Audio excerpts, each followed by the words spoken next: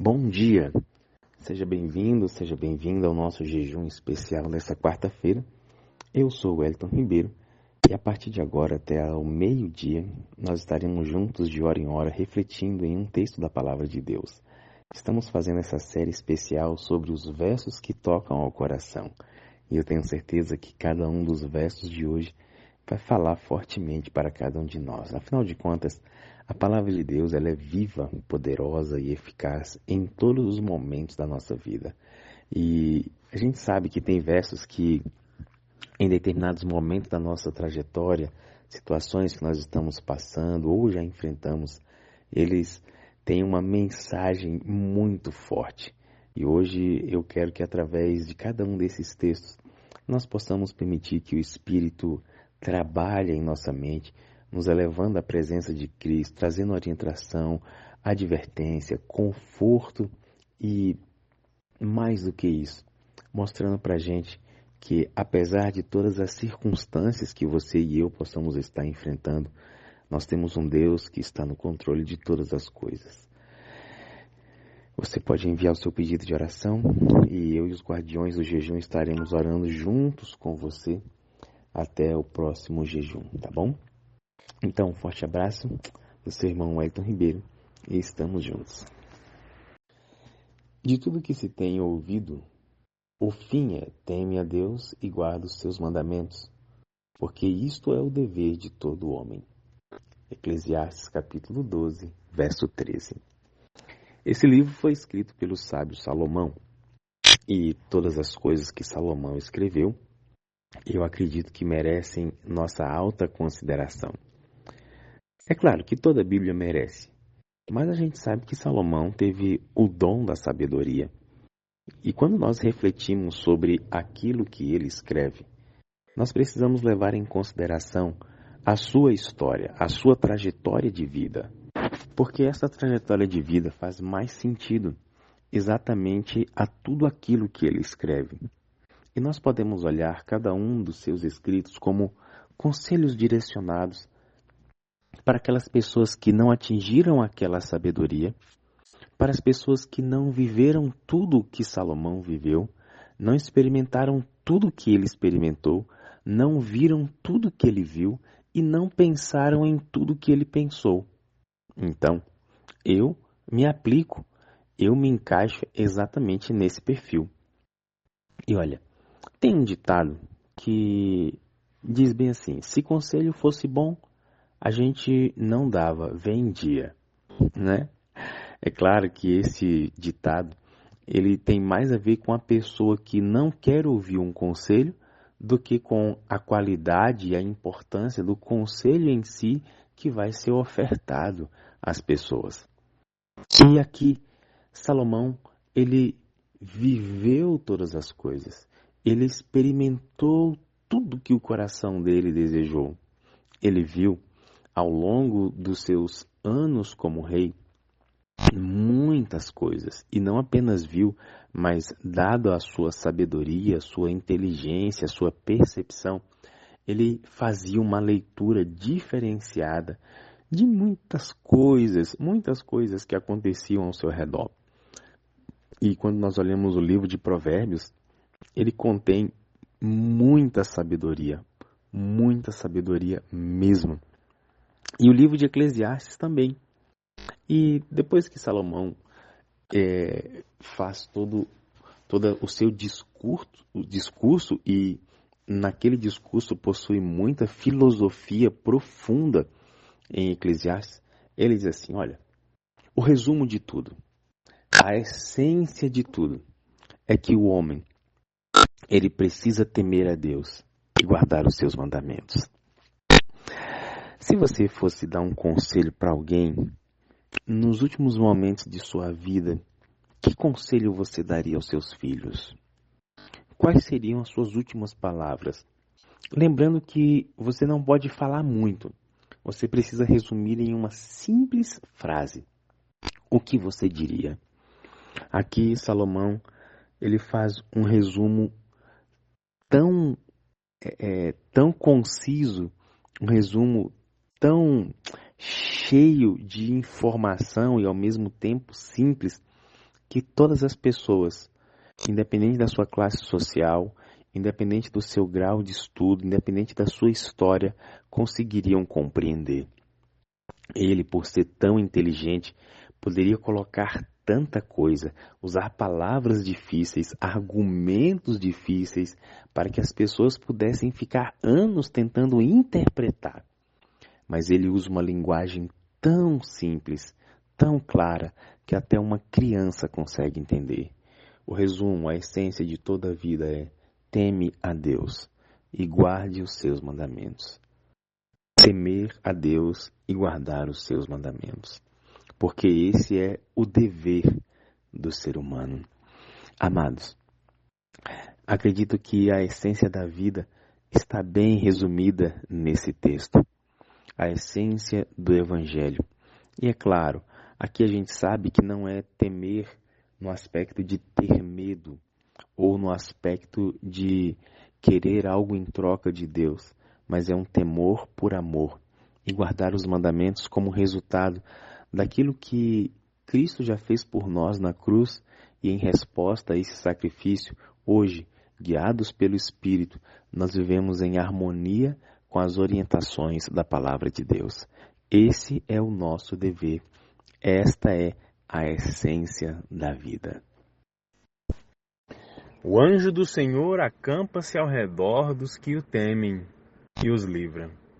Salmos 34, verso 7. Antes de criar os seres humanos, o Senhor tem muitas outras criações que a gente até desconhece. E uma delas que nós ouvimos muito falar e que fazem parte do nosso cotidiano, fazem parte da vida, da história nesta terra, são os anjos. A palavra de Deus nos diz que o inimigo ele conseguiu enganar a terça parte dos anjos. Mas ainda assim, o Senhor, com a sua graça e misericórdia, permitiu que nós, seres humanos, nesse conflito entre o bem e o mal, não ficássemos desamparados. E permitiu que os anjos sejam nossos auxiliadores ao longo da nossa jornada. E olha, amados, eu vou dizer uma coisa para vocês. Nós temos que louvar muito a Deus por tudo aquilo que Ele faz no nosso propósito de salvação. Pensa comigo. Satanás é um anjo caído. A terça parte também são anjos caídos. Então, o que acontece? Anjos, eles atuam na esfera espiritual. Você concorda comigo? Não é todo dia que você vê um anjo. Eles podem se materializar, como existem inúmeras histórias, não somente na Bíblia, como de muitas pessoas que já tiveram o grande privilégio de ter visto um anjo sem saber. Desde libertação da cadeia, a companhia quando se está andando em algum lugar. Enfim, as histórias são tão impressionantes que a gente fica até assim, sem palavras. Inclusive, eu aconselho você a ler o livro Anjos, do Espírito de Profecia. Ellen White, ela relata ali o ministério dos anjos e como eles atuam em nosso favor. Então, concluindo aqui o pensamento. Imagine que os anjos caídos, eles atuam na esfera espiritual. É uma esfera que você e eu não temos a habilidade, o dom de enxergar a todo momento. Então, como é que nós lutaríamos essa batalha espiritual às cegas? Você está entendendo? É por isso que a palavra diz que o anjo do Senhor acampa-se ao redor daqueles que o temem. Eu, de um tempo para cá, tenho, nas minhas orações, dado bom dia para o meu anjo também. Não o conheço ainda, ou talvez já tenha visto e não sei que ele é o meu anjo. Mas nós vamos conhecê-lo em breve. A gente vai se conhecer em breve. E sabe por quê? Porque eu fico imaginando quantas vezes os anjos caídos ao longo do dia atentam contra a nossa vida. Existem muitos textos que descrevem todo o ódio que Satanás tem contra os servos de Deus.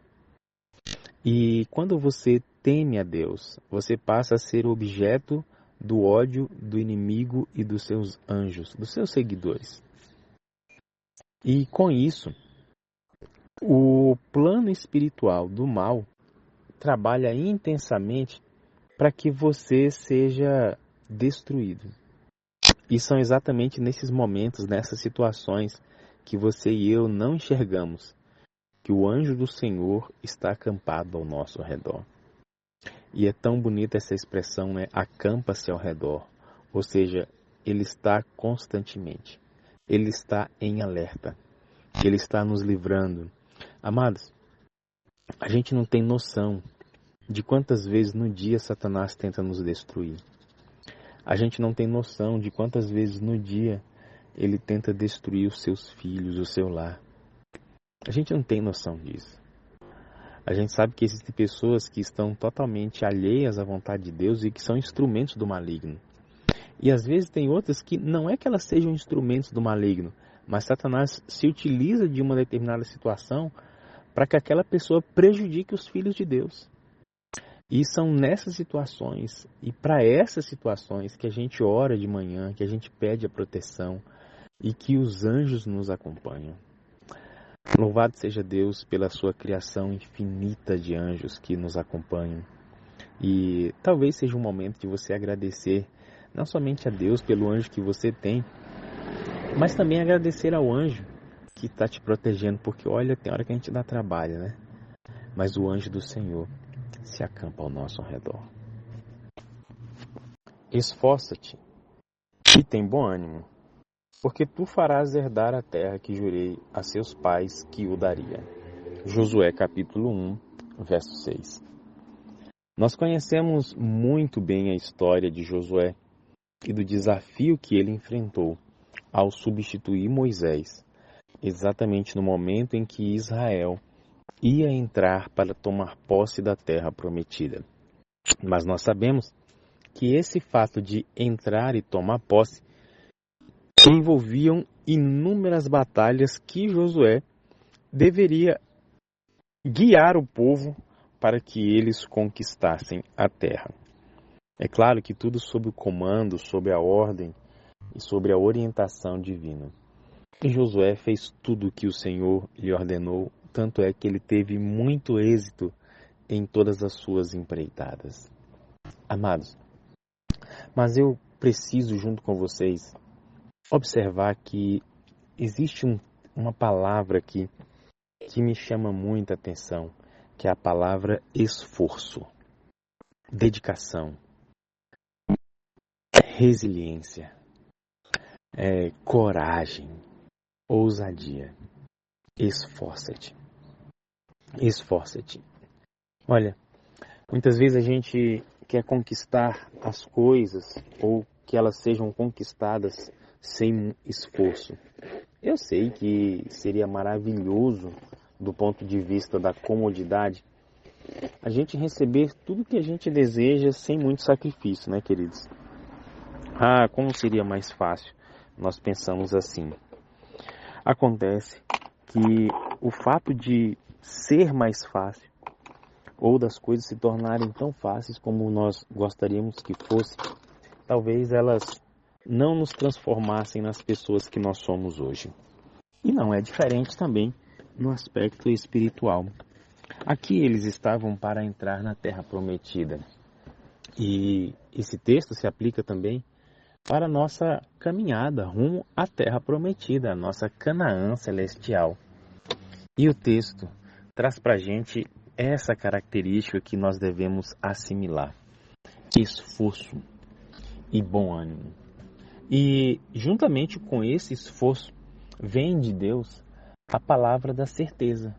Tenha bom ânimo, porque eu vou fazer você herdar a terra que eu, sob juramento, dei aos seus pais.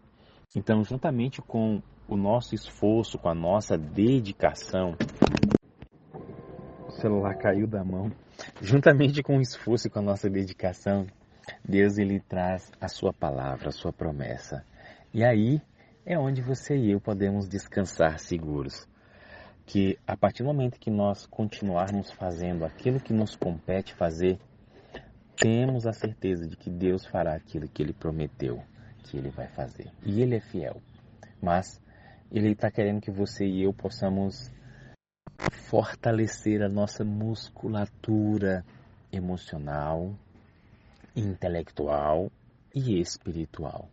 O esforço vai fazer com que essa musculatura, que a gente não enxerga visivelmente, mas nós vamos perceber que ela vai estar sendo robustecida ao longo da nossa caminhada. E você? Tem feito esforço em quais direções? Hoje eu convido para juntos nos direcionarmos o nosso esforço para herdar a Canaã Celestial. O Senhor é o meu pastor, nada me faltará.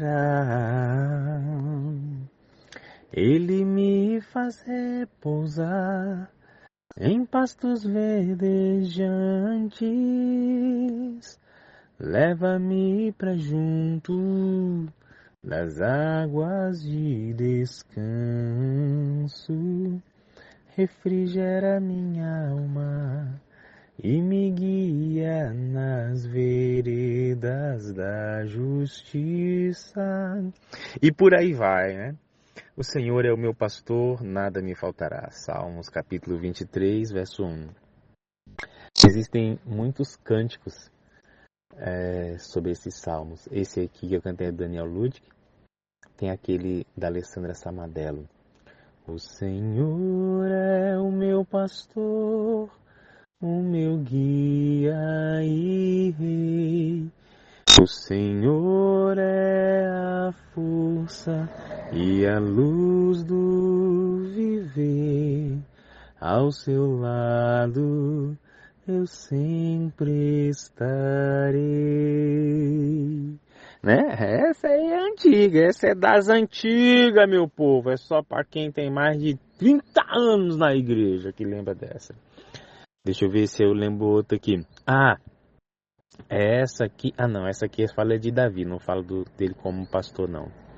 Bom, mas já que eu tô falando de Davi, eu vou cantar ela também, tá?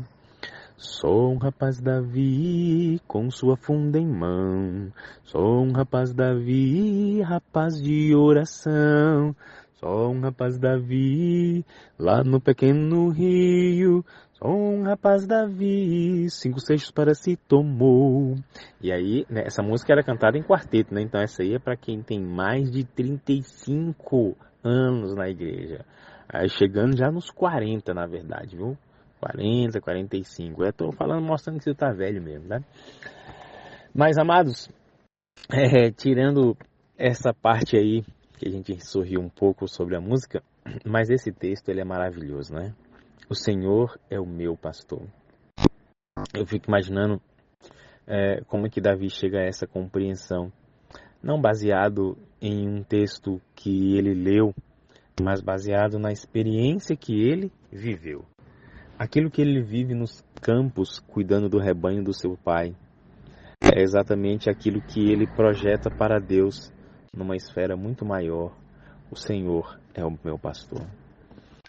É muito bonito e eu vejo muitas pessoas realmente expressando que Deus é o pastor delas. Agora tem um detalhe neste texto que a gente não pode perder de vista. É que para que o Senhor seja o pastor do Salmo 23, você e eu precisamos ser as ovelhas do Salmo 23. Porque a gente olha tudo aquilo que o pastor quer fazer e tem condições de fazer pela ovelha. Mas olha, a ovelha do Salmo 23 é uma ovelha diferenciada. Ela é uma ovelha que tem um pastor, reconhece o pastorio dele, deseja ser pastoreada, é obediente, segue o pastor. Então, assim, a gente muitas vezes quer que Deus seja um pastor. E ele é. Amados, o problema não está no pastoreio de Deus, não está no fato dele ser um pastor indiferente, maldoso. Não. Deus, ele sempre será o bom pastor. E Jesus disse, né? Eu sou o bom pastor. Então, ele é o bom pastor. Eu acredito que a gente precisa inverter esse texto para que a gente comece a enxergar que tipo de ovelha eu sou e não o tipo de pastor que Deus é. Ele já deu todas as provas de como ele é o pastor e da forma como ele quer conduzir o rebanho. Eu acredito que esse salmo, o Salmo 23, ele precisa agora ser visto pela ótica da ovelha, para que a gente realmente entenda que nós precisamos ser a ovelha certa do Salmo 23. O Senhor é o seu pastor e Ele está disposto a conduzir você da melhor maneira. Por favor, seja a ovelha do bom pastor. Porque Deus amou o mundo de tal maneira que deu seu Filho unigênito, para que todo aquele que nele crê não pereça, mas tenha a vida eterna. João capítulo 3, verso 16. Os teólogos, os estudiosos, eles dizem que esse é o texto que é o evangelho dentro dos evangelhos. Alguns chegam a dizer, diante da importância e do significado que tem nesse texto, de que ele é um resumo muito sucinto e profundo de tudo aquilo que Deus fez. O resumo do plano da redenção. Deus amou. Eu já vi algumas pessoas fazendo o detalhamento desse texto, né? Porque o maior questionamento, Deus, o maior ser. E aí eles vão fazendo assim, cada um desses detalhes é tão interessante. Eu vou ver se eu encontro aqui na internet e passo para você. Mas, amados, vejam, Deus amou você de tal maneira, de uma maneira que não teria como explicar se não fosse demonstrado através da cruz.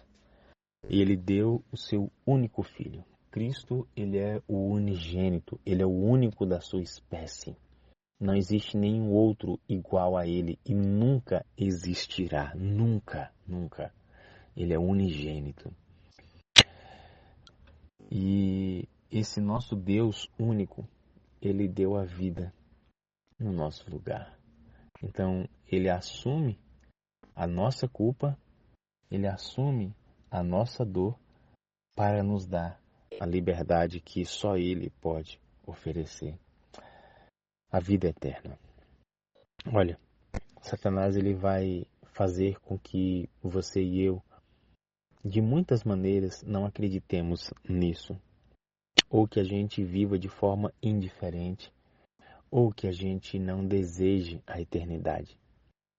Mas todas as vezes que pairar qualquer tristeza, qualquer dúvida sobre a sua mente, volte nesse texto, porque Deus te amou de uma maneira inigualável, que Ele deu o seu Filho, para que você creia, para que você não pereça e para que você tenha a vida eterna.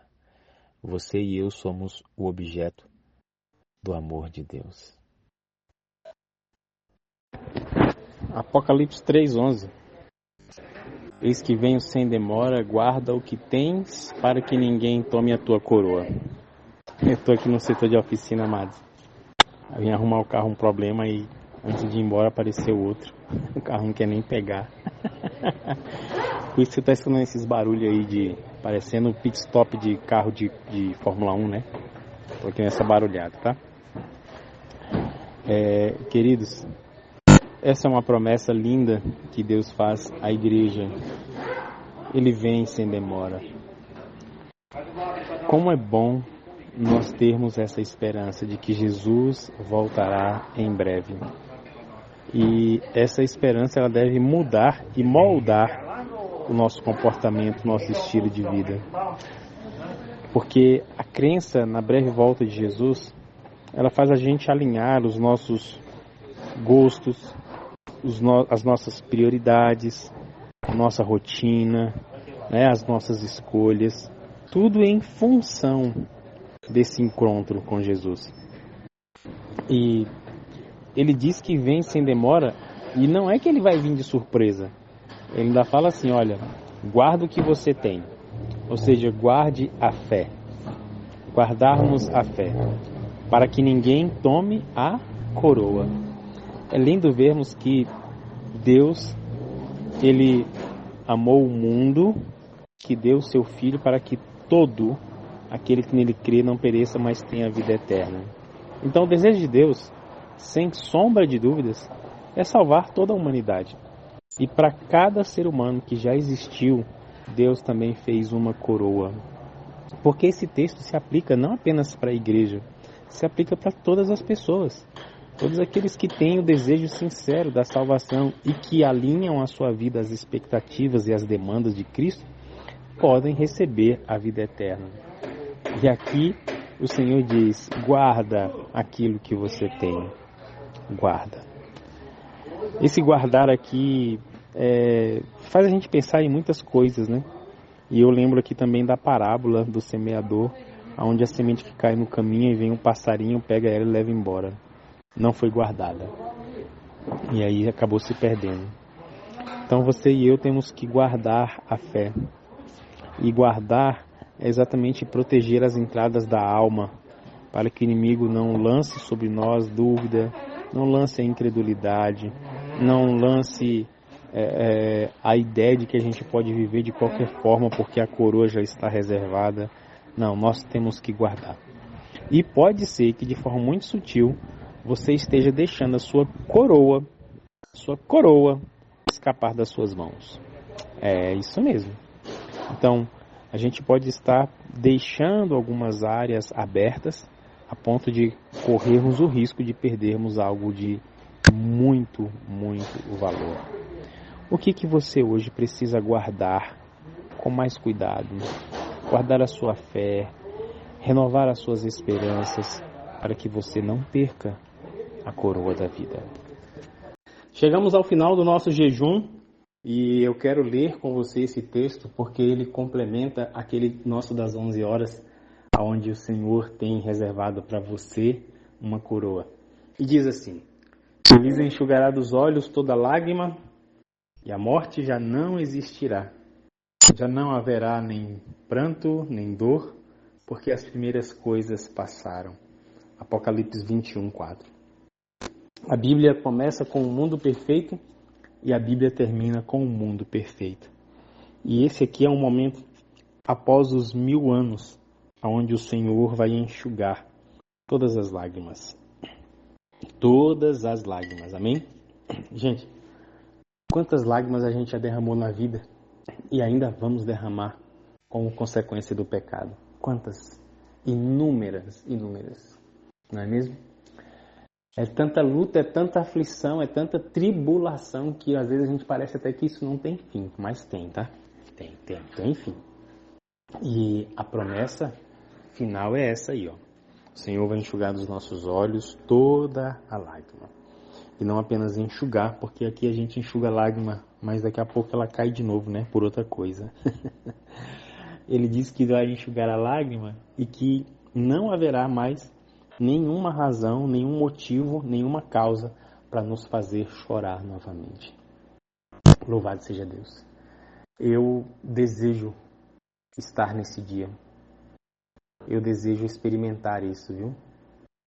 E acredito que você também. Não só nós, mas a gente tem muitas pessoas que a gente ama que também podem desfrutar desse momento. Então, queridos, vamos viver nessa certeza de que a promessa do Senhor vai se cumprir. E enquanto isso, vamos suportar, né?